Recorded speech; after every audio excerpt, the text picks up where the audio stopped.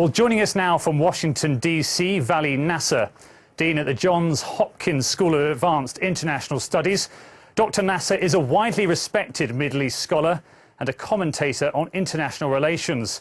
He also served as a US State Department advisor during the first Obama administration. Dr. Nasr, thanks very much for being with us. How would you characterise Obama's strategy on Syria? Is there one?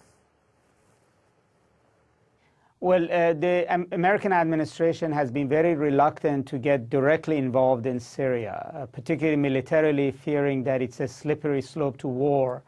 And on the diplomatic front, also, it has remained content with the calling for Assad to leave office, but it has not really put its shoulder to coming up with a diplomatic solution that would end the war. So, in large, the U.S. has a position on Syria, but it doesn't have a strategy for ending the war. So how do Russia's recent actions change things on the ground? Russia has taken a much more active role and has been able to step into a vacuum that was left by the United States.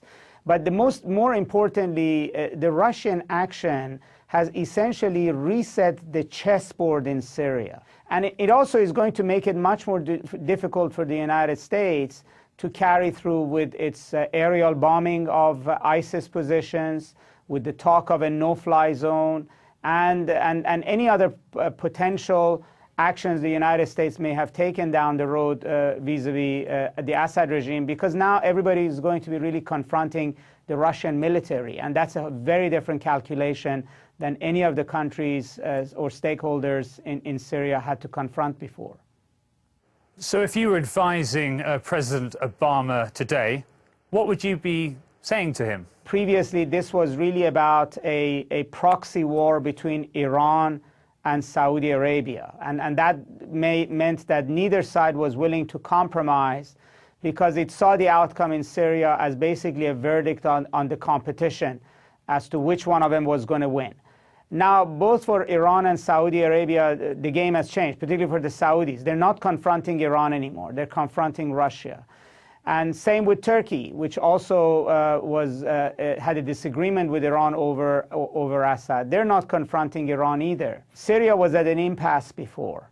There was no easy diplomatic way forward. Everybody was dug into their position. Russia has changed the dynamic. The key question for President Obama is to see whether there's an opportunity for the United States to be able to do what it couldn't do before. But I guess the question is really, how much of a change is there? At the end of the day, the endgame for Russia will always be President Assad.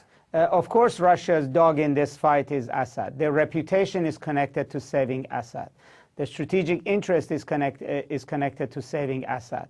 But in the end, in every conflict, the protagonists have cynical motivations for why they're doing the fighting. For the Iranians, it was about their reputation and the protection of Hezbollah.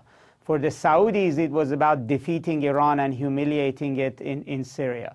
So everybody has cynical motivations here, and whoever wins in Syria would obviously be much more emboldened one way or the other. As was the case also with the Balkans, there is a benefit in ending the conflict. There's a benefit for Europe because they would end the refugee crisis.